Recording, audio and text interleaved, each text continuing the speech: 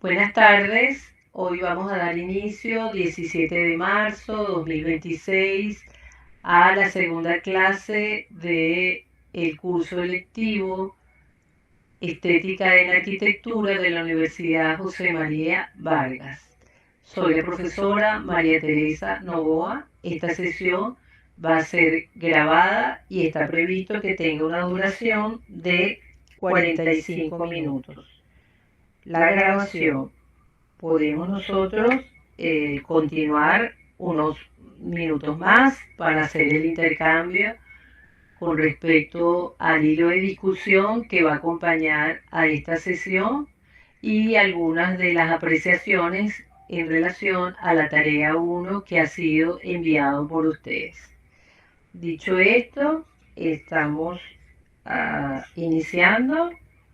Ya tengo activa la grabación, tengo activo el de stock. Agradezco eh, entonces que los que quieran cerrar lo pudieran hacer para retomarlo al final. Bueno, empecemos el curso. En el día de hoy, uno de los autores que hemos recomendado su lectura es Norbert Schulz. Norbert Schulz, como filósofo, se avanzó nociones conceptuales bastante influyentes en la comprensión de lo que sería la fenomenología de la arquitectura o del espacio. En particular, este libro cuya fachada estamos viendo en pantalla, Genius Loci, que se traduciría en español como el espíritu del lugar, es donde desentraña todo lo que significa eso que él llamó la fenomenología de la arquitectura o, vamos a decir, del espacio. El producto de este trabajo, que es del año 75, es como un compendio de libros anteriores o de reflexiones interiores señaladas que van a trazarle la ruta. Es fundamental que el tema de todos estos estudios es como la indagación de la huella del hombre en la percepción de los espacios, llámese espacios abiertos, plazas, avenidas, conjunto urbano completado por las edificaciones en los distintos momentos. Pero no es solamente la indagación de los efectos físicos y técnicos del espacio construido, sino sobre todo él indaga las implicaciones psicológicas del medio construido como elementos que van a estar generando significados en la percepción o símbolos en la traza de la huella humana y del conjunto de una comunidad. El concepto entonces de funcionalismo aplicado a la influencia del espacio en el hombre, pero haciendo énfasis en ese espacio existencial, en su carácter y en la identidad del lugar. Una frase, le voy a leer esta frase que dice: el hombre necesita de símbolos, tal como las obras de arte que representan escenas de la vida cotidiana. El concepto de obra de arte como concretización de las situaciones de la vida es una de las necesidades del hombre, experimentándolas de forma significativa. El propósito de la obra de arte es mantener y transmitir significado. Y eso también ocurre con la arquitectura. La arquitectura y el espacio urbano y el espacio de la ciudad, el conjunto coral que conforman las edificaciones, los espacios vacíos y todos los signos y símbolos que despliega el hombre en ese espacio, transmite significados. Los significados no solamente los vamos a asociar con obras históricas, como por ejemplo esta imagen del Partenón, que por supuesto que nos remite a la Grecia clásica y a toda la cultura. sino que va a trascender hasta permearnos en la cotidianidad. Este otro texto dice, mis escritos transmiten una creencia en la arquitectura. No existen diferentes formas o tipos de arquitectura. Diferentes situaciones requieren soluciones para satisfacer las necesidades físicas y psicológicas del hombre. Diferentes situaciones requieren soluciones para satisfacer las necesidades físicas y psicológicas del hombre. Necesidades psicológicas del hombre tiene que ver con el bienestar, tiene que ver con la alegría, pero también con la tristeza, tiene que ver con el entusiasmo, pero también con las negaciones. El desarrollo del concepto de espacio existencial está compuesto entonces por términos de espacio de carácter. Y el concepto entonces, vamos a poner cuidado en esto, más que filosófico, se relaciona con la arquitectura definida como concretización del espacio existencial. Fíjense que este término, el espacio existencial, es recurrente para esta apreciación, ¿no? El desarrollo de conceptos como estos hace posible la fundación del término del genius loci, que se fundamenta en conceptos filosóficos. Dentro de esos filósofos destaca el Martin Heidegger. Yo estoy mencionando autores y quisiera que de alguna manera ustedes trataran de buscar sus libros para de alguna forma leer un capítulo, dos capítulos que nos introduzcan una relación directa con el autor, de manera de que no sea a través de la intermediación de escritos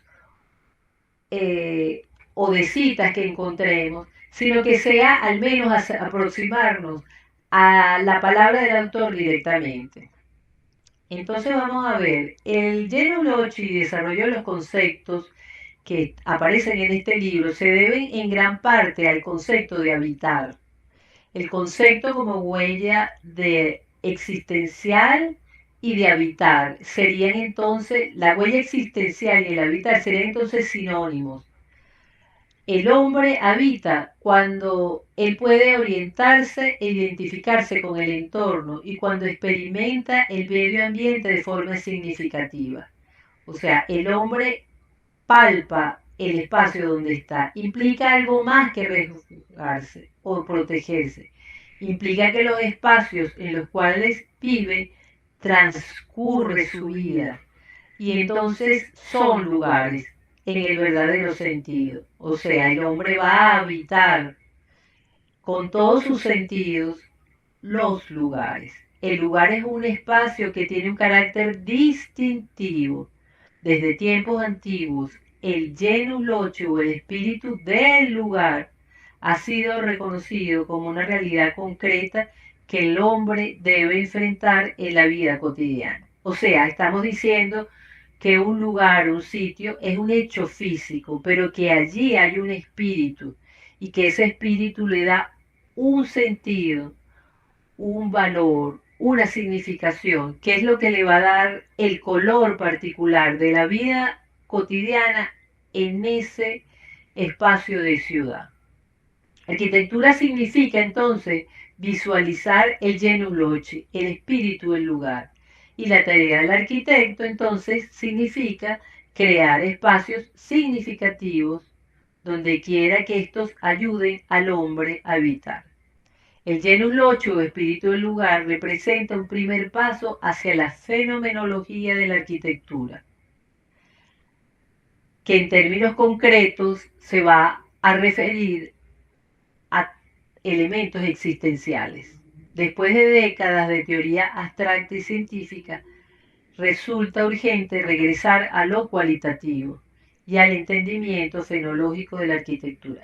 Lo cualitativo es lo que le va a dar connotaciones distintivas a un lugar, que van a poder permitir definirlo como un espacio agradable o desagradable, acogedor o más bien perturbante.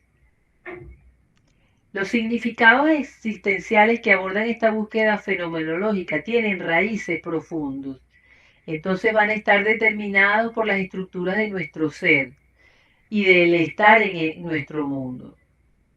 Estos son, como ya los he dicho, estas nociones han sido analizadas por distintos filósofos. La relación de la técnica, tecne, y el carácter de la poiesis es una unión objetiva y subjetiva. En el caso de este filósofo Heidegger, ilustra el significado del puente como un edificio que visualiza, simboliza, complementa y une dos extremos y al hacerlo logra que el entorno sea un todo unificado. Así se desarrolla el concepto de valor como símbolo. El valor como símbolo va a reunir cualidades excepcionales. Valorizamos, por ejemplo, la música, cuando apreciamos en ella una una cualidad cualidad excepcional con excepcional con respecto a respecto otra a otra música. música. Pero Pero también para también para poderla poderla valorizar, valorizar, nosotros nosotros mismos mismos tenemos tenemos que que tener tener una una cultura cultura y y una una apreciación apreciación de de la la música música para para saber saber si si esta esta música que música que estamos estamos escuchando escuchando es un es un valor valor excepcional. excepcional. Lo Lo mismo mismo nos nos pasa pasa con la con la arquitectura. arquitectura. Si Si nosotros nosotros tenemos tenemos una una cultura cultura arquitectónica arquitectónica y y una una sensibilidad sensibilidad de de apreciar apreciar el el espíritu espíritu del del lugar lugar con con su su simbología, simbología, seremos seremos capaces capaces de de valorarla valorarla, porque porque nos nos va va a a representar representar ese ese espacio espacio arquitectónico, arquitectónico, ese ese espacio espacio urbano, urbano, una una cualidad cualidad excepcional excepcional que que la la vamos vamos a a apreciar apreciar si si nosotros nosotros también también tenemos tenemos elementos elementos que que nos nos permiten permiten apreciarla. apreciarla. El El significado significado del del paisaje paisaje está está escondido. escondido. El El puente puente lo lo devela, devela, lo lo haciendo haciendo que que se se abra abra ante ante los los ojos ojos del del hombre hombre y y revelando revelando una una ubicación, ubicación, convirtiéndola convirtiéndola en en un un lugar. lugar. El El propósito propósito existencial existencial del del edificio edificio es es convertir convertir un un sitio sitio en en un un lugar, lugar, es es decir, decir, descubrir descubrir los los significados significados potenciales potenciales presentes presentes en en el el entorno entorno dado. dado. El El edificio edificio se se adapta adapta a a las las dinámicas dinámicas del del cambio cambio y y se se debate debate ante ante el el reto reto de de conservar conservar la la identidad identidad del del lugar lugar a a través través del del tiempo. tiempo. Las Las dinámicas dinámicas del del cambio. cambio. Todos Todos estamos estamos sometidos sometidos al al cambio. cambio. No No solamente solamente nosotros nosotros a a través través de de nuestras nuestras diferentes diferentes edades, edades, sino sino los los lugares, lugares, la la ciudad, ciudad, la la arquitectura, arquitectura, los los espacios. espacios. El El lugar, lugar, por por su su parte, parte, tiene tiene la la capacidad de capacidad de recibir recibir diferentes diferentes contenidos, contenidos, de de ser ser multiuso multiuso y y de de generar generar la la capacidad capacidad de de ser ser interpretados. interpretados. En En este este gran gran espacio, espacio, en en esta esta explanada, explanada, esta esta bellísima bellísima explanada, explanada, vamos vamos a a ver ver un un diálogo diálogo entre entre el el espacio espacio vacío, vacío, abierto abierto y y este este conjunto conjunto edificado edificado que, que, que que se se abre abre a a este este espacio espacio y y dialoga dialoga entre entre el el lleno lleno y y el el vacío vacío para para generar generar una una imagen imagen bastante bastante grata, grata, aún aún la la inmensidad inmensidad de de la la escala escala que que representa. representa. El El espíritu espíritu del del lugar lugar ha ha permanecido permanecido como como una una realidad realidad viviente viviente durante durante el el curso curso de de la la historia historia en en todos todos los los espacios, espacios, a a pesar pesar de de no no haber haber sido sido expresado expresado como como tal, tal, como como noción noción conceptual. conceptual. Él Él ha ha existido existido siempre. siempre. Artistas y Artistas y escritores escritores han han encontrado encontrado inspiración inspiración en en el el carácter carácter local local y y han han explicado explicado el el fenómeno fenómeno tanto tanto en en el el arte arte como en como la en la vida vida cotidiana, cotidiana, cuando se han referido tanto a espacios construidos o ambientes urbanos como a espacios naturales, paisaje natural. El concepto generado a partir de esta noción del espíritu del lugar, los conceptos que derivan de esta apreciación del espíritu del lugar, Eugenio Slochi, son el carácter del lugar, la identidad del lugar, la imagen, el espacio. Este libro que estamos compartiendo con ustedes en esta lectura comentada va a analizar además casos específicos de Roma, de las ciudades de Roma y Praga. Norberger Schul lo adjetiva para dimensionar el Genus Loci, catalogando los edificios, los lugares y los espacios como románticos, cósmicos, clásicos, puros. Estos van a definirnos atmósfera, una atmósfera romántica, una atmósfera cósmica, surrealista, una atmósfera clásica, una atmósfera, si se quiere, urbana contemporánea, una atmósfera rural,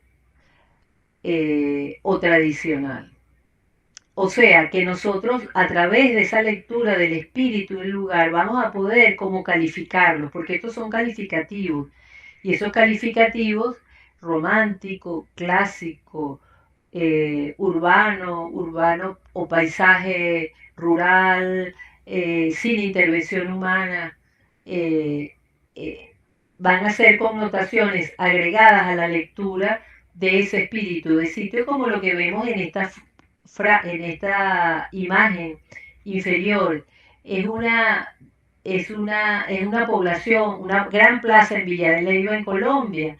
Estamos viendo que es una gran plaza con un pavimento rústico, con unas edificaciones que nos están dando connotaciones de arquitectura colonial, muy sobria, muy en una atmósfera tradicional. El concepto tiene sus raíces de origen romanas, de acuerdo a creencias romanas antiguas, que refieren al genio como el espíritu guardián del lugar. Este espíritu es el que da vida a la gente y a los lugares. Los acompaña desde el nacimiento hasta la muerte y determina su carácter y esencia. Aún los dioses tienen su genio, tiene su espíritu, vamos a decirlo así, que ilustra la naturaleza fundamental del concepto. El concepto denota lo que una cosa es o lo que quiere ser. O sea, según las palabras de Luis Kant, no es necesariamente hacer un reencuentro histórico del concepto y su relación con lo que serían los opuestos según los griegos. Es suficiente expresar que el hombre antiguo experimentó su medio como algo consistente con características definidas. En particular, reconoció que es de una gran importancia existencial llegar a tener buenos términos con ese espíritu del lugar, con esa localidad en donde ocurre la vida. En el pasado, la sobrevivencia dependía de una buena relación con el lugar, tanto en forma física como psicológica. En el pasado, fíjense, esa buena relación de las características físicas del lugar como de las connotaciones psicológicas nos habla de armonía. Es muy importante entonces que ese espíritu del lugar eh, lo encontremos en esa armonía de lo físico con lo psicológico y lo leemos en los distintos lugares tradicionales, los distintos lugares clásicos, pero también lo podemos leer en aquellos trazados modernos en los cuales hay un equilibrio y una atmósfera de belleza y de estética donde lo funcional y lo espiritual vibran en una misma sintonía. En la mitología romana, el espíritu protector de un lugar frecuentemente se representa con una serpiente.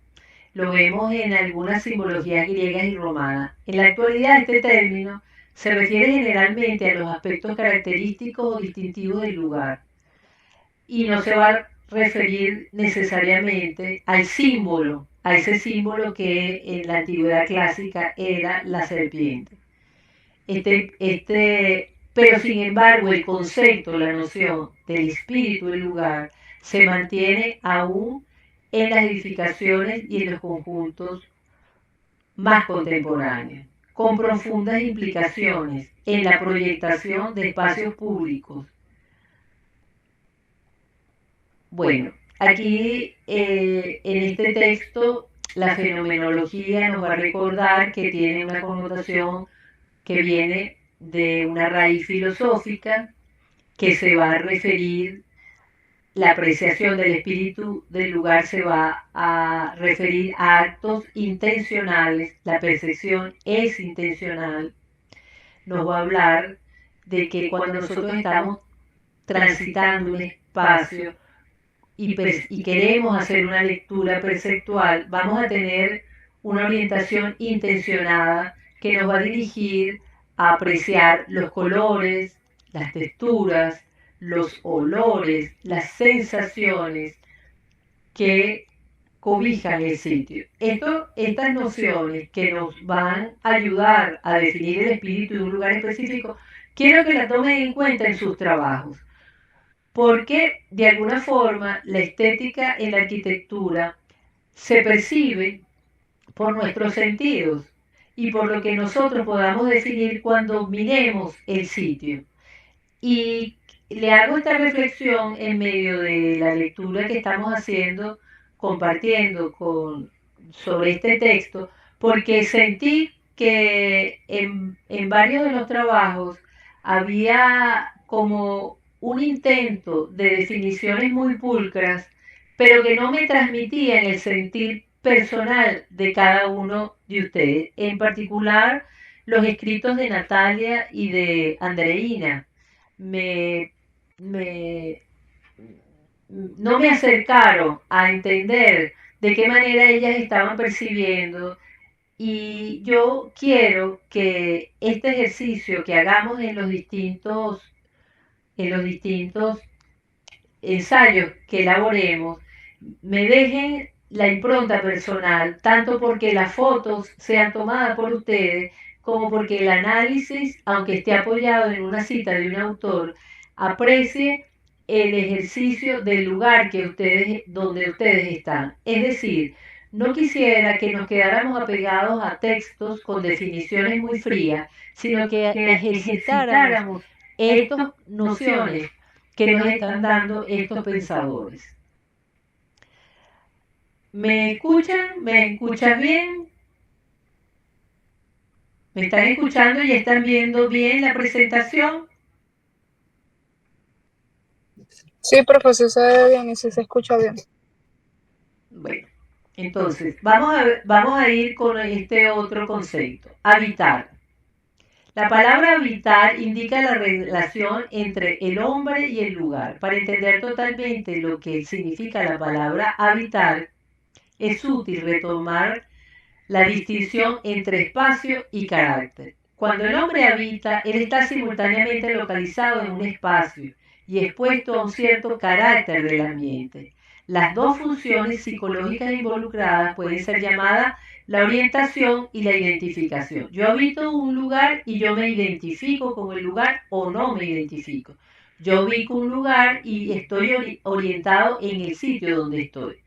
Para ganar una fundamentación existencial, el hombre debe poder orientarse él mismo y debe saber dónde está, pero además debe identificar él mismo con el medio, es decir, debe conocer cómo él está en ese lugar.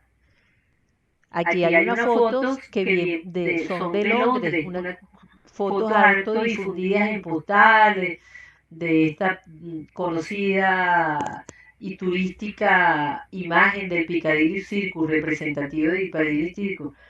A veces las postales han difundido tanto espacios icónicos de ciudades que nosotros al verlos podemos identificar esto es Londres.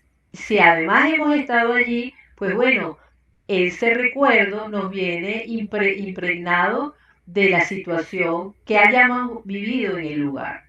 De manera pues que con el habitar nosotros identificamos el lugar, pero también identificamos esa noción o carácter que tiene el lugar. En este caso estamos viendo una plaza que está rodeada de una serie de anuncios publicitarios que nos estaban hablando de un lugar muy concurrido, muy concurrido, muy comercial y además que es tradicional por los distintos objetos que vemos, la fuente, la fachada de uno de los edificios, el tránsito y la presencia de semáforos. O sea, estamos viendo que hay una vitalidad particular que además tiene un carácter comercial.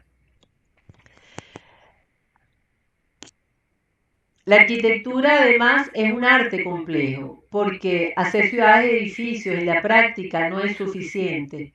La arquitectura, ya que ella lleva en su esencia un ambiente total que se hace visible y que en general nos va a permitir también involucrarnos en lo que veamos del espacio edificado, elementos históricos. Por ejemplo, estas fotos, pues aquí estamos viendo a la mano inferior izquierda el teatro de Epidauro en Grecia, el famoso anfiteatro griego, y estamos viendo en Persépolis en Irán unos una suerte de vestigios también históricos, por la característica que tienen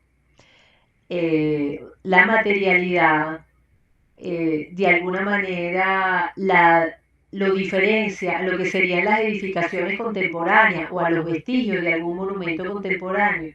Y por eso allí la connotación de esta lectura nos va a remitir a una serie de cualidades históricas tradicionales.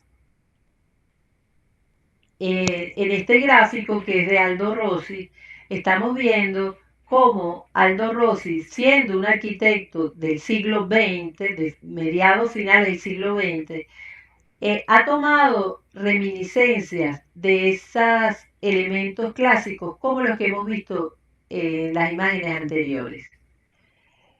Aldo Rossi es un arquitecto además que generó también un pensamiento reflexivo sobre la ciudad, sobre el valor icónico de la ciudad y la representación icónica de la ciudad. Y en esa representación icónica que se refiere al elemento histórico, físico de la arquitectura, nos va a introducir en una arquitectura que él hace contemporánea a mediados finales del siglo XX, el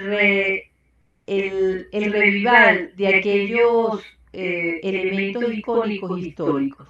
O sea, que va a jugar con el presente y el pasado a la vez. En la obra La arquitectura de la ciudad de Aldo Rossi, hay un hito fundamental en la producción teórica de Rossi sobre la arquitectura.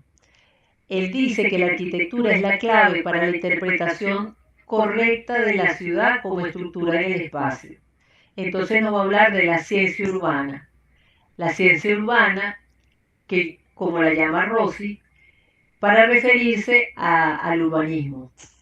La actitud polémica de Rossi se plantea en dos aspectos. Primero, al entender que la arquitectura tiene un valor autónomo, es un hecho físico autónomo, por lo menos en una determinada dimensión. Revaloriza la obra singular y el monumento como un elemento fundamental de la historia de la ciudad y de la memoria colectiva. Fíjense que aquí ya nos está conectando la noción de historia de la ciudad y memoria colectiva.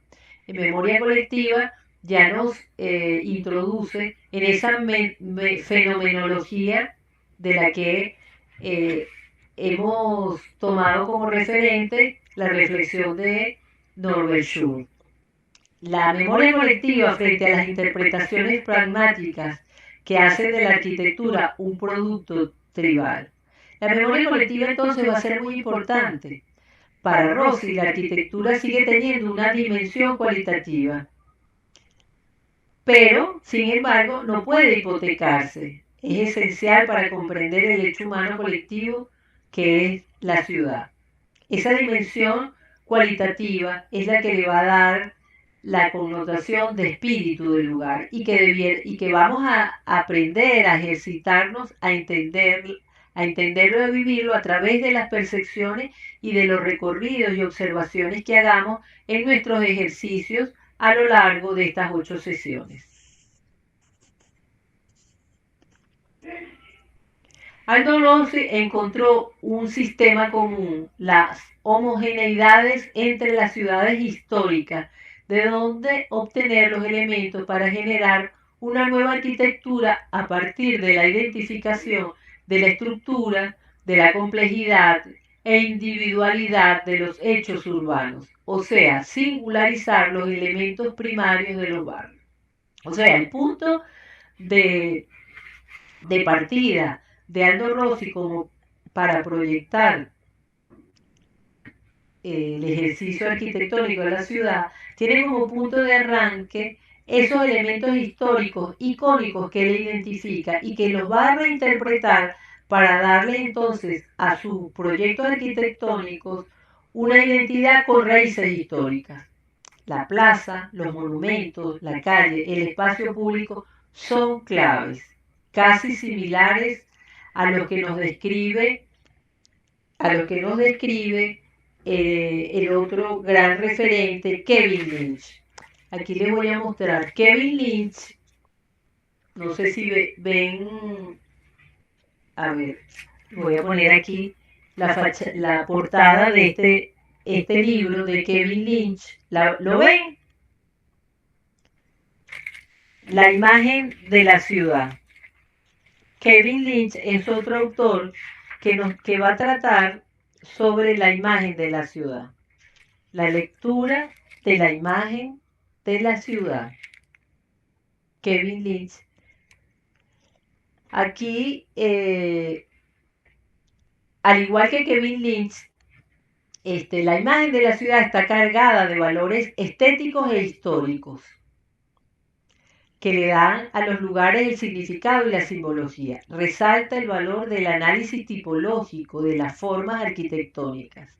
Cuando analizamos un lugar, vamos a decir, tradicional, la Plaza Bolívar de Caracas o cualquier Plaza Bolívar en Venezuela, lo que vamos a percibir es esas formas arquitectónicas y ese análisis morfológico que nos van a dar las manzanas, las áreas, los sectores de ciudad, la plaza, los monumentos, las calles, el espacio público, pero también cómo son usados estos espacios. Porque al final lo que va a perdurar en nuestra memoria es aquel recuerdo de lo que vivimos en la plaza, de la sombra que disfrutamos o de los árboles que disfrutamos al transitar la calle, de aquel monumento que nos llamó la atención y que fue siempre un referente de que estábamos en un lugar preciso, como por ejemplo lo que ocurre cuando vemos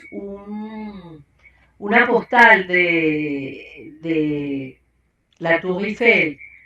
Todos sabemos lo que connota ese elemento, monumento, para la ciudad de París e incluso para la identidad de un país, Francia.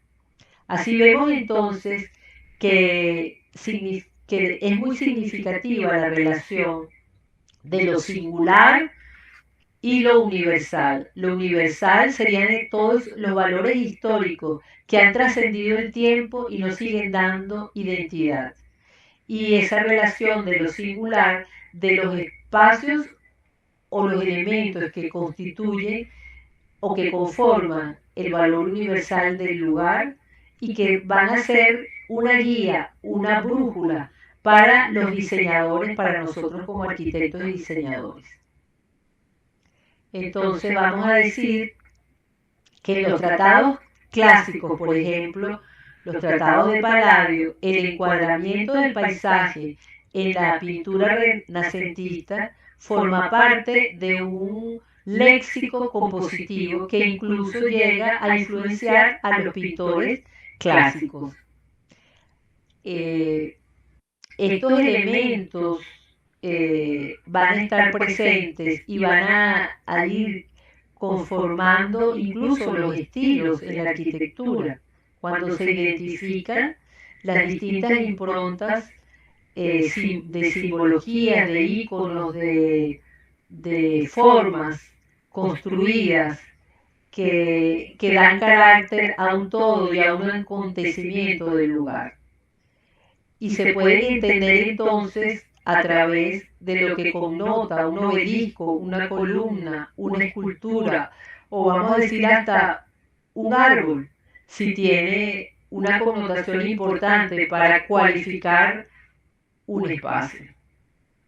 Aquí tenemos varios gráficos de Aldo Rossi, donde vemos cómo él, valiéndose de íconos clásicos como lo que vimos de la anfiteátrica griega, grecorromana, va a inspirarse para generar esta especie de collage que también luego se van a traducir en toda una lectura aquí estas cuadrículas se van a traducir en un proyecto incluso que él hizo habitacional para la ciudad de Venecia.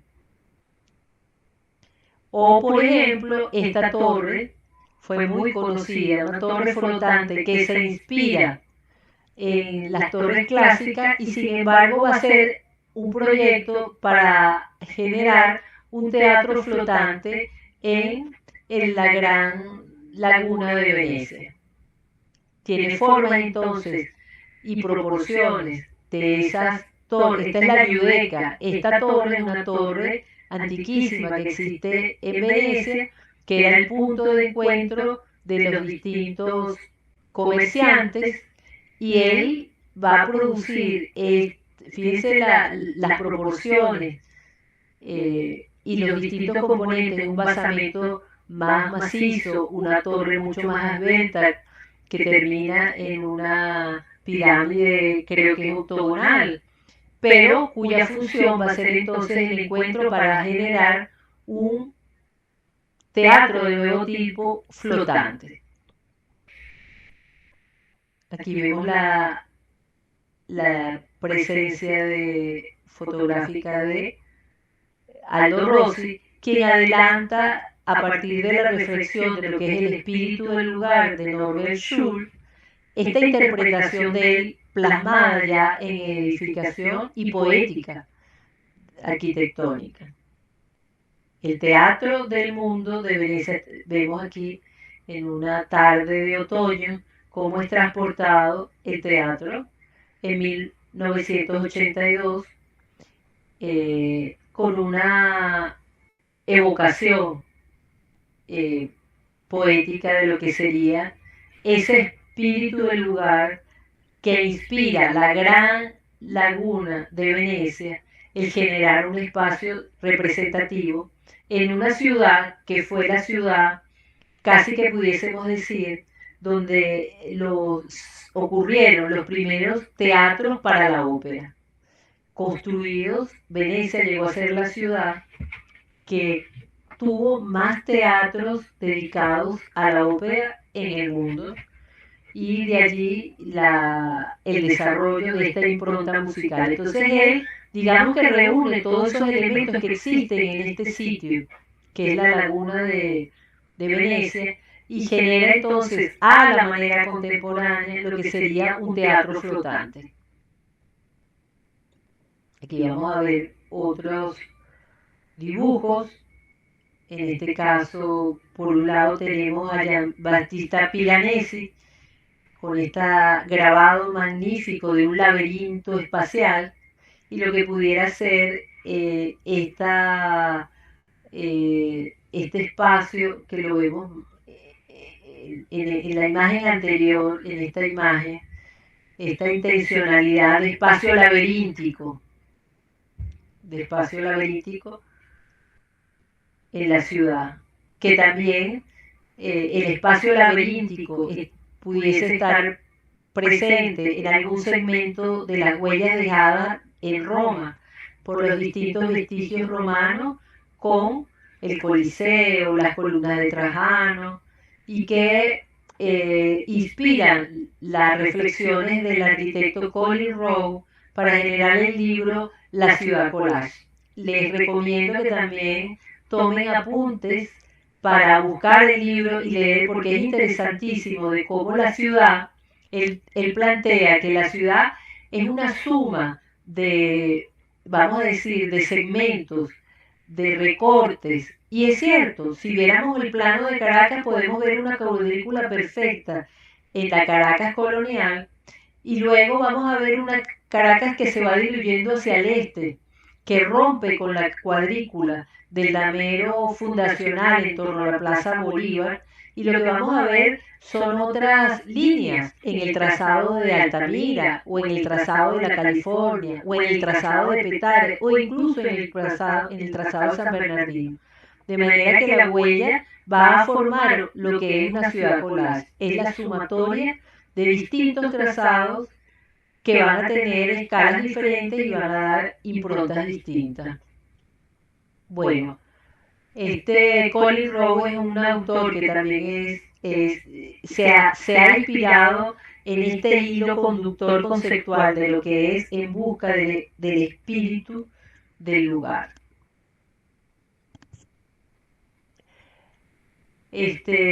Aquí él indaga lo que sería la utopía como pregunta, como decadencia y caída.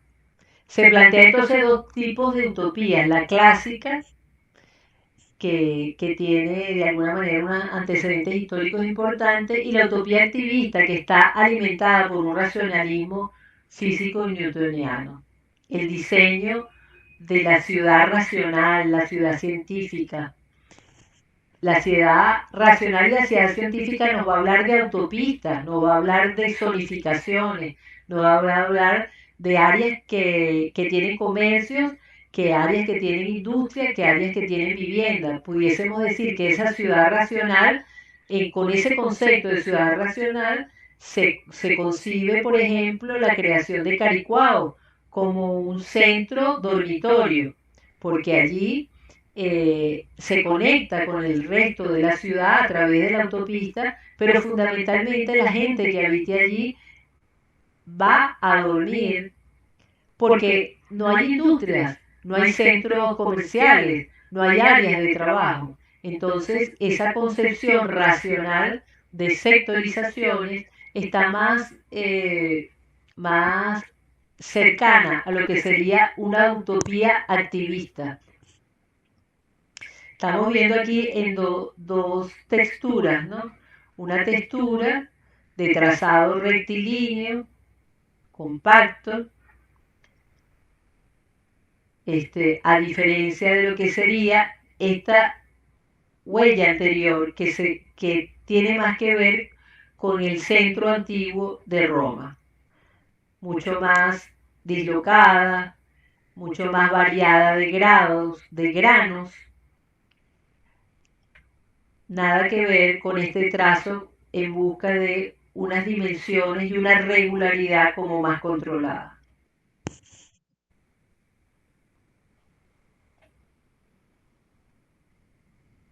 La ciudad vista como un collage capaz de conjugar elementos de diferentes épocas y culturas, donde los desean sean un factor determinante, se concibe como capaz de otorgar al hombre contemporáneo un espacio más humanizado y democrático, donde se considera la autoironía y la ambigüedad como elementos enriquecedores de la relación entre las personas con el entorno. Y aquí volvemos otra vez a lo que sería una apreciación emocional, la ambigüedad, la contradicción, la autoironía, porque también eso conforma los espacios de la ciudad, que no necesariamente nos referimos a que la armonía esté solamente cimentada en trazos perfectos, sino en todo lo contrario, y eso es lo rico de este concepto de la ciudad collage. Y esa lectura del concepto de ciudad collage en toda su variedad y riqueza, además interpretada a través de lo que implica que en todas esas diferencias habita el espíritu del lugar. Y es lo que le da calidez y vida y una dinámica excepcional a la ciudad contemporánea. O sea que, lejos de catalogar a la ciudad contemporánea como una ciudad con una lectura únicamente caótica, pudiésemos decir que estamos ante una ciudad que nos ofrece muchas lecturas. Mire, hasta aquí yo voy a detener la grabación porque ya tenemos los 45 minutos y estas grabaciones se vuelven muy pesadas para poderlas cargar, pero no se me vayan porque vamos a continuar con otras lecturas de la ciudad contemporánea vistas desde lo que sería el espíritu del lugar y las contradicciones que se producen en esta ciudad collage de hoy, y algunos comentarios que quiero hacerle a los trabajos que me presentaron, y recordarles que la evaluación de este curso 2 es un hilo de discusión que les colgué que lo van a conseguir en el portal de la universidad y en el portal específicamente del curso. Es la discusión número 1 del curso 2. Entonces, detenemos aquí la grabación y continuamos.